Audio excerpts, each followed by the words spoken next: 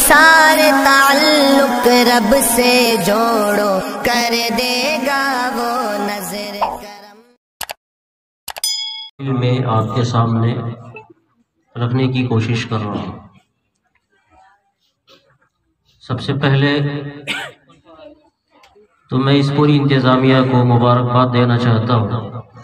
یقیناً استقبالیہ تقریب تو ایک بہانہ ہے، ملاقات، آپسی خیالات کے تبادلے، ایک دوسرے کی حوصلہ افزائی، اس سے بڑا کام بنتا ہے۔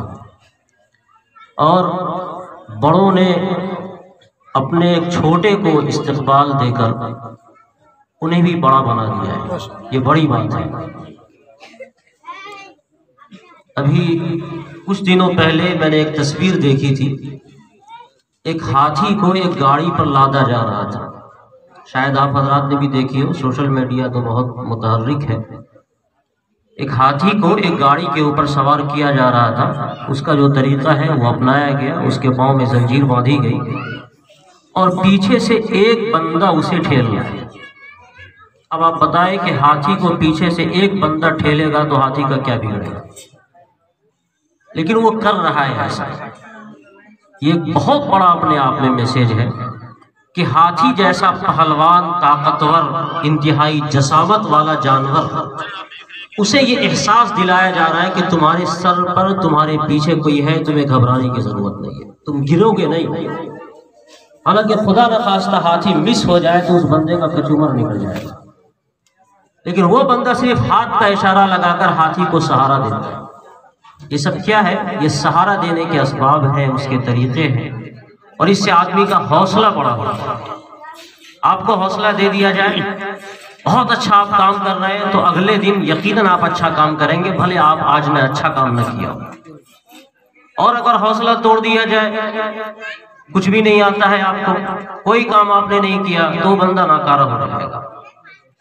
تو میں اس سلسلے میں حضرت مولانا نور اللہ صاحب، جو ہم سب کے بڑے لوگوں میں سے ہیں، حضرت مولانا مفتی رضوان صاحب، جو اپنے آپ میں یقیناً آفتاب و مہتاب ہیں، شاید آپ کو ان کی علمی شخصیت کا اندازہ نہیں ہے، اس لیے کہ وہ آپ کے علاقے کے ہیں، ورنہ ان کا ایک مقام ہے، اور پورے ہندوستان میں ان کا ایک مقام ہے۔ مولانا غفران ساجد صاحب پورے ہندوستان کے اندر ایک جانی مانی شخصیت اور جانا مانا چہرہ ہے۔ ان حضرات نے اگر یہ پلان بنایا کہ اپنے نو منتخب قاضی حضرت مولانا قاضی امداد اللہ صاحب کو استقبالیہ دیا جائے، تو یہ حضرات بھی یقیناً استقبال کیے جانے کے اور شکریہ ادا کیے جانے کے لائق ہے کہ ان حضرات نے اس ضرورت کو محسوس کیا اور آپ کو یہ پیغام دیا کہ یہ کام جو آپ کے کرنے کا تھا وہ انہوں نے کیا ہے۔ قاضی صاحب دامت برکاتہم، اللہ تعالیٰ ان کا اقبال بلند کرے، اللہ تعالیٰ ان کے علم میں، عمل میں، تقوی میں، ہنر میں، فضل میں، کمال میں اضافہ فرماوے اور لمبی عمر عطا فرماوے، اور تعزیز دین کی خدمات ان سے لیتا رہے۔ صرف یہی نہیں ہے کہ ان کی نسبت بڑی ہے، یہ عظیم باپ کے بیٹے ہیں، اتنا ہی نہیں ہے، عظیم باپ کے یہ عظیم بیٹے بھی ہیں۔ ان کے والد گرامی کا پورے ضلع کے اوپر احسان ہے، اور انہوں نے ہم جیسے نہ جانے ہزاروں لوگوں کو پیدا کر کے پورے مدھوبنی میں، ہندوستان کے اندر پھیلا دیا ہے۔ تو باپ بھی عظیم ہے، اور باپ کے یہ اکلوتے نرینہ چراغ ہیں۔ ایک باپ اپنے 4 بیٹے، 5 بیٹے، 6 بیٹے، 7 بیٹوں پر جو محنت کر سکتا ہے، قاضی صاحب رحمۃ اللہ علیہ نے وہ ساری محنت ایک فرد کے اوپر کر دی، تو سوچئے کہ جب ساری محنتیں ایک فرد کے اوپر ہوں گی تو کیا نکلے گا؟ تو اسی طرح کے سونے اور ہیرے بن کر نکلتے ہیں۔ بچپن میں ان کی تربیت ہم لوگوں کی نگاہوں کی دیکھی ہوئی ہے، پڑھانے کا انداز، سمجھانے کا انداز، اور پھر تربیت کا انداز، مستقل کڑی نگاہ کہ ذرہ برابر بھی ادھر سے ادھر بیلنس نہ بگڑے۔ اسی کا نتیجہ تھا کہ قاضی صاحب پڑھنے کے زمانے میں بھی ہمیشہ اپنے طلبہ ساتھیوں میں ممتاز اور سب سے اعلیٰ نمبرات یہاں سے دارالعلوم دیوبند تک لاتے رہے۔ دارالعلوم میں بھی ان کا داخلہ ہوا، امتیازی نمبرات سے ہوا۔ اور آپ کو یہ جان کر حیرت ہوگی، جو حضرات اس اہمیت کو جانتے ہیں وہی جان سکتے ہیں کہ دارالعلوم دیوبند سے انہوں نے افتاء کیا ہے۔ یہ کوئی معمولی کھیل نہیں ہے کہ آدمی دارالعلوم دیوبند سے افتاء کر لے۔ दारुल देवबंद से इफ्ता किया तो सिर्फ अजीम बाप की निस्बत नहीं लगी हुई है, अजीम बाप की निस्बत तो नूह अलैहिस्सलातु वस्सलाम के बेटे को भी लगी हुई थी। लेकिन जब बाप की अज़मत बेटे में मुंतकिल हो जाए जैसा कि इससे पहले आया, तो ये वाकई कदर की बात है। और इसकी वजह से सारे अकाबिरीन की निगाह पड़ी कि मुफ्ती इमदादुल्लाह साहब को इस मनसब के ऊपर बैठा दिया जाए। वो नौजवान है, काबिल है, साले है, बासलाहियत है, काम करने का जज्बा है, उम्र है, जवानी है, ताकत है, तो बेहतर से बेहतर इस काम को कर सकेंगे। और इंशाअल्लाह ये उम्मीद है कि वो इस पर खड़े उतरेंगे, बल्कि वो उतर भी रहे। अपने घर बार के सारे कामों को छोड़कर मुस्तकिल अपने आप को मदरसे के लिए लगा देना। और जैसा कि मुफ्ती मसीह साहब ने इशारा किया कि दारुल क़ज़ा के कामों के लिए हमारे पास कोई वक्त नहीं होता है। ये नहीं कि आप मुलाज़मत के औकात में ये काम करेंगे, मुलाज़मत के औकात में आप मुलाज़मत पर हैं, उसके अलावा जो वक्त बचा, जो आपके बाल बच्चों का हक था, जो आपका अपना हक था, उसमें कुर्बानी देकर एक बंदा अगर अल्लाह का काम, उसके रसूल का काम, दीन का काम, उम्मत का काम करता है, तो ये बंदा सर आंखों पर बैठाए जाने के लायक है।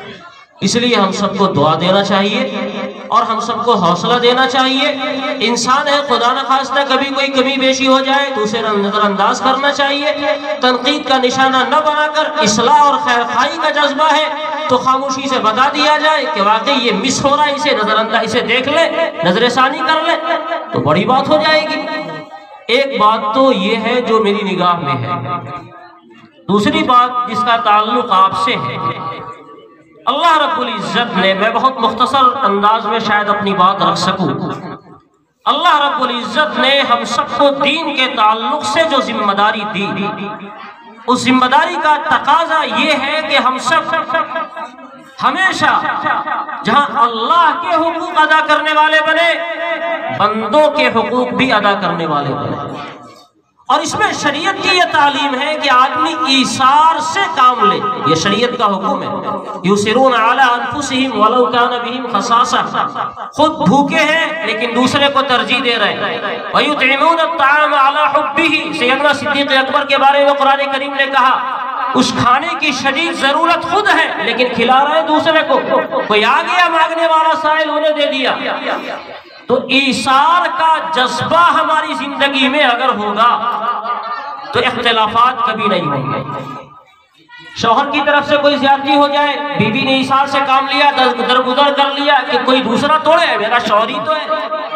बाप से कोई ज्यादती हो जाए, बेटे ने कह दिया मेरा बाप ही तो है, चलो दरगुदर कर लो, मामले को खत्म कर लो।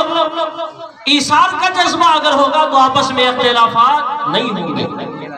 और अगर इख्तिलाफ की नौबत आ गई तो कुरान करीम ने एक और उसूल बताया, जज़ाउ सय्यअतिन सय्यअतुन बिमिस्लिहा, कि अगर बदला लेना ही है तो उतना ही लो जितना तुम्हारे ऊपर कुछ किया गया है। लेकिन बात उस वक्त बिगड़ती है जब आदमी अपनी ताकत का, अपने मौज का, अपनी अकल का, अपने माल का इस्तेमाल करता है और वो इस गर्रे में होता है, घमंड में होता है कि हमारे पास ये है, हम उसे दिखला देंगे। एक बंदे ने जरा सी ठोकर क्या लगाई कि कहा हम उसकी जिंदगी हराम कर देंगे, और उसे नाज होता है कि हम उसे पूरी जिंदगी बताकर रखेंगे कि उसने किस तशरीफ लाई। और आप छोटे आदमी है तो आपको कोई पूछने वाला नहीं है। काजी साहब रहमतुल्लाह अलैह के यहाँ जब केस आता था और कोई आलिम अपने इलाके के जिम्मेदार आ जाते और खाने का वक्त होता, उन्हें पूछा नहीं जाता था, क्योंकि अभी आप अदालत में आए हुए हैं, इसलिए अभी आप खाने पे नहीं पूछे जाएंगे। अलबत्ता मदरसे में दूसरे एसातिज़े को इशारा कर दिया जाता था कि फला हजरत आए हुए हैं, अपने इलाके के बड़े जिम्मेदार हैं, खाना जब आप लोग खाएंगे तो जरा सा उन्हें साइड से शरीक कर लेंगे। उनका इकराम भी हो गया और अदालत का एहतराम भी बाकी रहा। ये सूरत हाल इस्लामी अदालतों में होती है। मैं इस वक्त मेरे जहन में एक वाक़या आ रहा है, इख्तिसार के साथ बड़ा मशहूर वाक़या है कादी शुरैह का और हजरत अली इब्न तालिब रज़ियल्लाहु ताला अन्हु का। कादी शुरैह उस जमाने में हजरत अली अमीरुल मोमिनीन थे, उनकी एक ज़िरा गुम हो गई। मैदान जंग में उसे पहना जाता है, तलवारों से हिफाजत के लिए लोहे का होता है। वो गुम हो गई। उन्होंने देखा कि एक यहूदी के पास वो ज़रा है, कहा ये ज़रा तो मेरी है, कहा मेरी ज़रा है, क्या दलील, मेरे कब्जे में। یہودی نے برجستہ کہا کہ اگر آپ کو فیصلہ کرانا ہو تو چلے، اب آپ اسلامی عدالت آپ کی قائم ہے، آپ ہی اس کے بادشاہ ہیں، چلے وہاں پہنچے۔ وہاں پہنچنے کے بعد معاملہ قاضی شرح کی عدالت میں ہوا۔ حضرت علی ابن ابی طالب نے اپنا دعویٰ رکھا کہ یہ زرہ جو ان کے پاس ہے میری ہے۔ یہودی سے پوچھا گیا آپ کا کیا معاملہ ہے؟ کہا یہ زرہ میری ہے کیونکہ میرے قبضے میں۔ بات تو صحیح تھی، یہ چیز میرے ہاتھ میں تو ابھی میری ہے، اگر آپ کی ہے تو آپ اس پر کوئی گواہ قائم کریں۔ تو قاضی شرح نے باوجود اس کے، ان کو اعتقاد تھا کہ حضرت علی ابن ابی طالب جو داماد رسول ہیں، جو خلیفۃ المسلمین ہیں، جو خلیفہ راشد ہیں، ایک معمولی صلح کے لیے جھوٹا مقدمہ نہیں کر سکتے تھے، لیکن کہا کہ آپ کو گواہ پیش کرنا پڑے گا کیونکہ آپ عدالت میں آئے ہیں، ابھی آپ بادشاہ نہیں ہیں، ابھی آپ عدالت میں حاضر ہیں۔ انہوں نے 2 گواہ پیش کیے، اور اسلام میں 2 گواہ کے پیش کرنے کا حکم ہے۔ ایک گواہ تھا ان کا غلام، تو قاضی شرح نے ریجیکٹ کر دیا، غلام کی گواہی آقا کے حق میں قبول نہیں ہوتی ہے۔ دوسرا گواہ تھا ان کا صاحبزادہ حضرت حسن جو جنتیوں کا سردار تھا، ان کی گواہی آئی۔ ہم اور آپ جیسے نکمے لوگ بھی کہہ سکتے ہیں کہ حضرت حسن جس معاملے میں گواہی دے دیں، یقیناً وہ گواہی زمین ہی نہیں آسمان پر بھی قبول کی جائے گی، لیکن یہ معاملہ عدالت کا تھا۔ قاضی نے کہا کہ بیٹے کی گواہی باپ کے حق میں قبول نہیں ہوتی ہے، کوئی اور گواہ ہو تو لائے۔ تو اب قاضی حضرت علی ابن ابی طالب نے فرمایا کہ میرے پاس اس کے علاوہ کوئی گواہ نہیں ہے۔ تو قاضی نے کہا پھر اس کا مطلب یہ ہے کہ یہ فیصلہ سنایا جاتا ہے یہ زرہ آپ کی نہیں یہودی کی ہے، کیونکہ یہودی کے قبضے میں۔ جب یہودی نے دیکھا کہ انصاف کا یہ پیمانہ اسلامی عدالت میں اپنایا جاتا ہے تو وہ اسلام لے آیا، اور اسلام لا کر حضرت علی ابن ابی طالب کے ہاتھ میں وہ زرہ پیش کی، یہ زرہ تو آپ کی ہے، میں نے امتحان لینا چاہا تھا۔ تو حضرت علی نے وہ زرہ بھی انہیں حوالے کی، اور اپنی سواری جو گھوڑا تھا وہ بھی ان کے حوالے کر دیا کہ چلو اس انعام میں تم یہ بھی رکھو۔ جب اسلامی نظام کے تحت کام ہوتا ہے تو ایسے ہی ہوتا ہے۔ دنیاوی عدالتوں میں تو میں یہاں تک جانتا ہوں کہ جج کا ایک فیصلہ لکھا جا چکا ہوتا ہے، صرف ججمنٹ نہیں ہوتا، اور فریق مخالف کا دباؤ پڑے چاہے وہ کسی بھی نوعیت کا دباؤ ہو تو سارے فیصلے ردی کی ٹھوکری میں ڈال کر اسی فیصلے کو دوسرے انداز میں بدل دیا گیا۔ کل وہ اجلا تھا اور آج کالا ہو گیا۔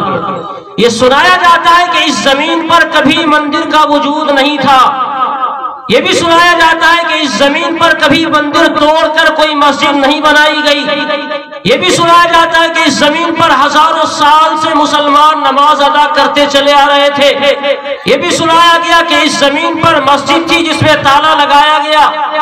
10-15 پوائنٹ ایسے بتائے گئے جو ہر شہادت اپنی جگہ یہ شہادت دے رہا تھا کہ ہونے والا کیا ہے، لیکن کہا گیا کیا وہ آپ سب کو معلوم؟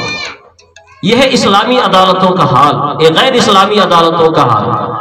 اور اسلامی عدالت میں یہ بغلنگ نہیں ہوا کرتی ہے، وہاں سیدھے یہ دیکھا جاتا ہے کہ اللہ رسول کا حکم کیا ہے، گواہوں کی بنیاد پر کیا معاملہ طے ہونا چاہیے، شہادتوں کی بنیاد پر کیا معاملہ طے ہونا چاہیے۔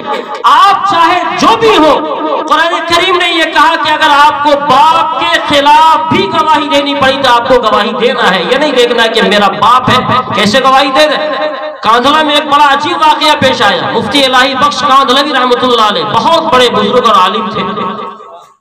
اس زمانے میں ایک زمین کا مسئلہ پیدا ہوا، انگریز کے زمانے کی حکومت تھی، جو ہمارے زمانے میں انگریز کی جو حکومت تھی اس زمانے کی بات ہے۔ معاملہ عدالت میں پہنچا، مسلمان کا کہنا تھا یہ زمین میری ہے، غیر مسلم کا اس کا کہنا تھا یہ زمین میری ہے، دونوں کا آپس میں جھگڑا ہو گیا، مسئلہ حل نہیں ہو رہا تھا۔ اب اس کو فرقہ وارانہ رنگ دینے کے لیے مسلمان نے یہ شوشہ چھوڑ دیا کہ اگر یہ زمین ہمیں حاصل ہو گئی تو یہاں ہم مسجد بنا دیں گے، مسجد بنا دیں گے۔ مسلمانوں کی ہمدردی مل گئی، اب سب لوگ آ گئے ان کے ساتھ۔ تو غیر مسلم نے جب یہ دیکھا کہ معاملہ ایسا پلٹ رہا ہے، اس نے بھی کہہ دیا کہ یہ زمین ہمیں حاصل ہو گئی تو ہم مندر بنا دیں گے۔ اب 2 فرد کی لڑائی 2 جماعت کی لڑائی بن گئی، 2 فرد کی وہ لڑائی تھی، لیکن دونوں فرد نے اس کو جماعت کی لڑائی بنا دیا۔ اب جج کے سامنے جب یہ معاملہ گیا تو وہ بھی پریشان، اب معاملہ ہونا کیسے حل ہے؟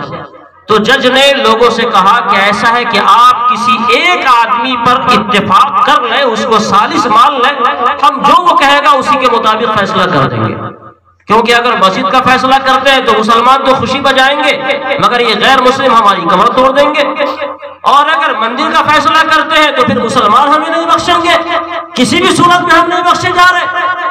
تیسرا اپنا پلہ جھاڑنے کے لیے کہا کہ آپ ایک کسی تیسرے آدمی کا نام پیش کریں، اگلی تاریخ طے کر دی، اس تاریخ میں اس بندے کو لے کر آئے، وہ جو کہے گا ہم مان لیں گے۔ تو غیر مسلموں نے کس کا نام پیش کیا؟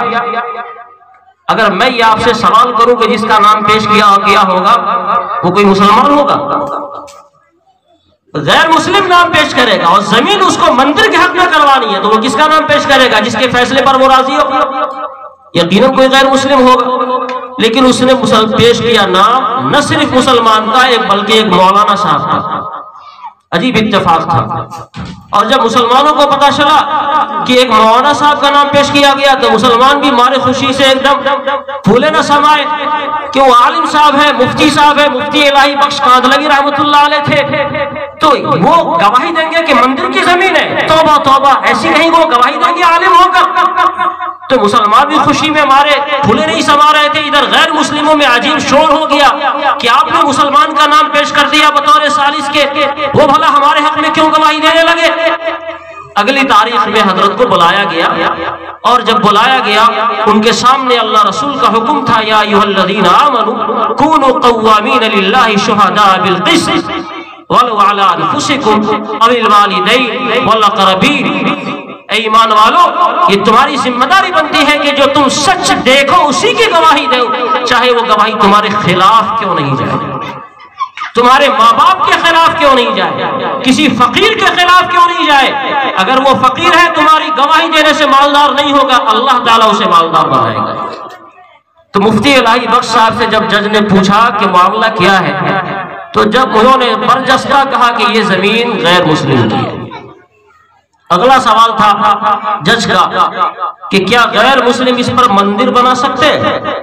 تو کہا جب زمین غیر مسلم کی ہے تو وہ مندر بناوے، مکان بناوے، بیچ دیں، کھا لیں، یہ ان کی مرضی ہے، اس میں ہمیں کیا کہنا ہے۔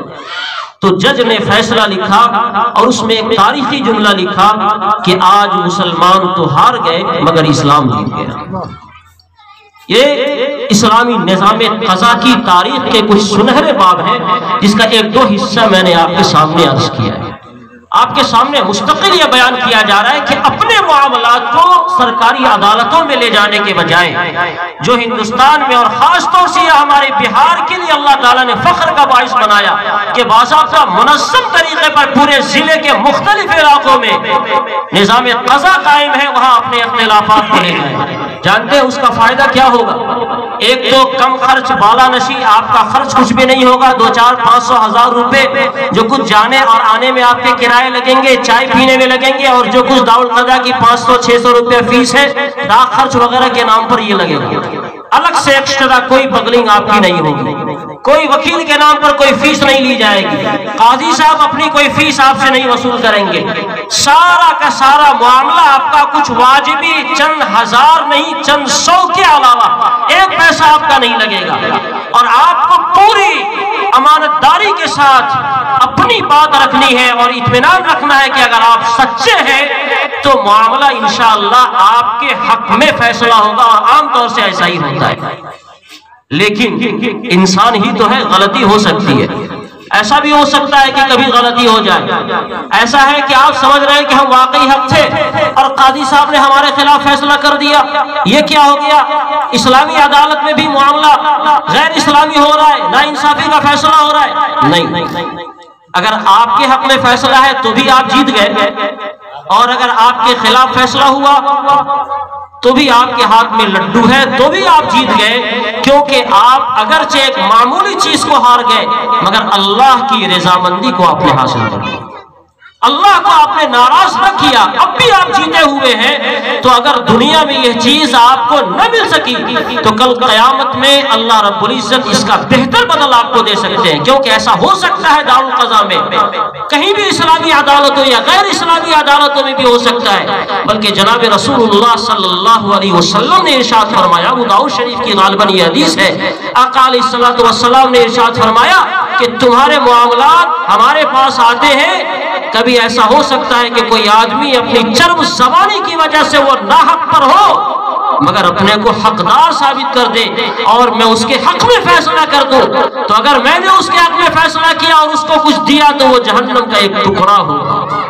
تو ایسا کبھی ہو سکتا ہے، خدا نخواستہ مس ہو جائے تو بھی آپ خسارے میں نہیں ہیں، کیونکہ اللہ کی رضا آپ کے ساتھ ہے، یہاں دونوں ہاتھ میں آپ کے لڈو ہیں، اور سرکاری عدالتوں میں جائیں گے تو دین و ایمان بھی برباد ہوگا، آپ کی دنیا بھی برباد ہوگی، اور کیا حالات ہوں گے، سب کچھ برباد ہونے کے بعد بھی ہوش میں آپ نہیں آئیں گے، کیا ہوگا وہ آپ سمجھ سکتے ہیں۔ اس لیے دارالقضا کے جتنے اختیارات ہیں، جو معاملات دارالقضا کے حوالے ہونے چاہیے، ان معاملات میں خدا نہ کرے ہمارے درمیان کوئی اختلافات نہ ہو، لیکن اگر ہوتا ہے تو اللہ رب العزت کا حکم ہے فَإِن تَنَازَعْتُمْ فِي شَيْءٍ فَرُدُّوهُ إِلَى اللَّهِ وَالرَّسُولِ، کہ اگر کسی معاملے میں اختلاف ہو جائے تو اللہ رسول کے حکم کی طرف آؤ، اور اللہ کا حکم ہے کہ جب تمہارے حق میں یا تمہارے خلاف کوئی فیصلہ کر دیا جائے تو اس میں ذرہ برابر بھی دل میں تنگی نہیں لانا، جو فیصلہ ہوا اسے مان لو۔ یہی اللہ رب العزت کے ساتھ ہمارے سچی وابستگی کا اور بندگی کا تقاضا ہے۔ اللہ تعالیٰ اس پیغام کو سمجھنے والا اور اس پر عمل کرنے والا بنائے۔ آمین وآخر دعوانا ان الحمد للہ۔